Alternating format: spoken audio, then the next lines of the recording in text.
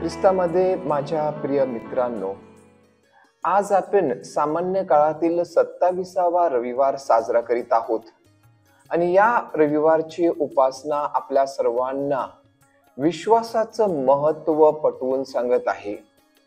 आजच्या शुभवर्तमानामध्ये आपण ऐकतो की शिष्य प्रभू येशूला विचारतात की गुरुजी, आमचा विश्वास वाढवा। विश्वास हा आपल्या ख्रिस्ती जीवनाचा मूलभूत पाया आहे, परंतु तो विश्वास हा आपल्या वागण्यावर किंवा आपल्या अटीवर नव्हे, तर तो देवाच्या अटीनुसार आपण जगला पाहिजे। ही शिकवण आजची पवित्र उपासना आपल्याला देत आहे। प्रभू येशू ख्रिस्ताने आपल्या जीवनामध्ये प्रत्येक परीक्षेत, दुःखात, नुकसानात आणि आपत्तीत देवाची उपस्थिती अनुभवली।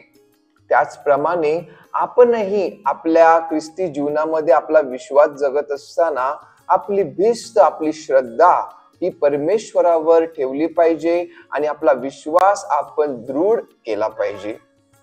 एक माणूस होता प्रिय मित्रांनो, आणि तो माणूस डोंगरावर चढत होता आणि डोंगरावर चालत असताना अचानक त्याचा पाय निसटला आणि तो डोंगरावरून खाली पडत होता। आणि खाली पडत असताना एका फांदीला त्याने आपला हात पकडला आणि तिथं तो लटकत राहिला। त्याने खाली पाहिलं तर मोठी दरी होती आणि त्याला त्याचा मृत्यू जवळ दिसत होता। आणि त्यामुळे भीतीने ग्रासलेल्या त्या व्यक्तीने जोरात ओरडायला सुरुवात केली की वर कोणीतरी आहे का डोंगराच्या वरती कोणीतरी जो मला वाचवू शकेल।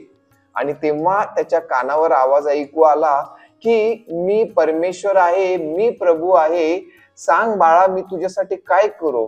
तर त्या माणसाने सांगितलं, प्रभूजी मला वाचवा। आणि तेव्हा तो वरून जो प्रभूचा आवाज आला होता त्याने सांगितलं की माझ्या मुला, तुझा माझ्यावर विश्वास आहे का। आणि त्या मुलाने सांगितलं, हो, माझा तुमच्यावर विश्वास आहे। आणि प्रभूने सांगितलं, मग बाळा एक काम कर, मी तुला आता वाचवणार आहे, एक काम कर, तू तुझा हात सोडून टाक आणि मी तुला वाचवतो। त्या माणसाने थोडा वेळ शांत राहून पुन्हा वरती आवाज केला, अजून कोण वरती आहे का, अजून कोण वरती आहे का। प्रिय मित्रांनो, देवावर विश्वास ठेवणे, देवावरती आपली श्रद्धा असणे म्हणजे फक्त आजारपणामध्ये, दुःखामध्ये, हालाकीच्या दिवसामध्ये परमेश्वराचा आपण धावा करणे इतकंच नव्हे, तर परमेश्वराची इच्छा काय, परमेश्वराला काय हवं आहे त्यानुसार रोज जगण्याचा प्रयत्न करणे म्हणजे आपला ख्रिस्ती विश्वास जगणे। आजच्या पहिल्या वाचनामध्ये आपण ऐकतो, हबाकुक या पुस्तकातून घेतलेल्या वाचनामध्ये आपण ऐकतो की ते जी लोक होती, इस्रायलची जनता होती, त्यांचा युद्धामध्ये पाडाव झाला आणि ते परप्रांतात बाबिलोन या देशामध्ये त्यांना नेण्यात आलं। आता ते युद्धामध्ये का हरले? कारण ते परमेश्वराच्या वचनानुसार जगले नाहीत। त्यांनी परमेश्वराने जे सांगितलं होतं ते त्यांनी केलं नाही, त्यामुळे युद्धामध्ये त्यांचा पाडाव झाला, कारण परमेश्वर त्यांच्या बरोबर नव्हता। आणि हबाकुक हा जो संदेष्टा होता तो त्याचे रडगाणे आज गात आहे। तो सांगत आहे परमेश्वरा की आम्ही कितीपर्यंत अपमान सहन करू। आता हबाकुक या संदेशाचं असं म्हणणं होतं की परमेश्वरा, आम्ही तुझ्या म्हणण्यानुसार वागलो नाही आणि आमचा युद्धात पराभव झाला, तर तू आम्हाला शिक्षा दिली असती तर आम्हाला ती पटली असती, आम्ही मान्य केली असती।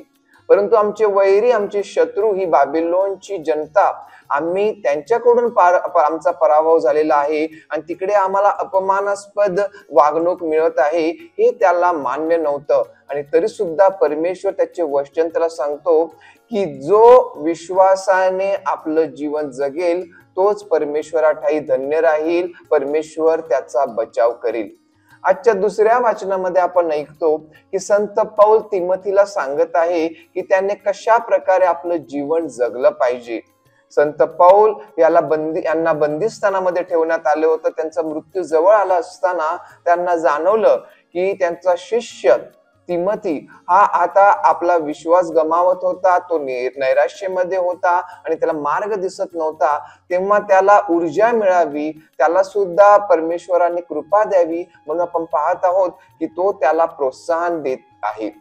आजच्या शुभवर्तमानामध्ये आपण ऐकतो सर्व शिष्य आपल्या प्रभूला म्हणतात, आमचा विश्वास वाढवा.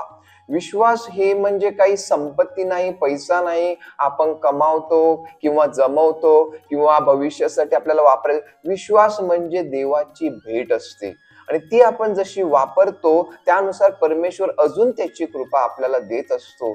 आणि म्हणून आज प्रभू परमेश्वर शुभवर्तमानामध्ये मोहरीच्या दाण्याचा सुद्धा दाखला देत आहे की तुमच्यामध्ये मोहरीच्या दाणे इतका छोटा, इतका जरी विश्वास असेल तर तुमच्या हातातून महान कृत्य घडतील. तुम्ही एखाद्या झाडाला इथून उपट आणि तिथं जा असं सांगितलं तरी सुद्धा ते होईल.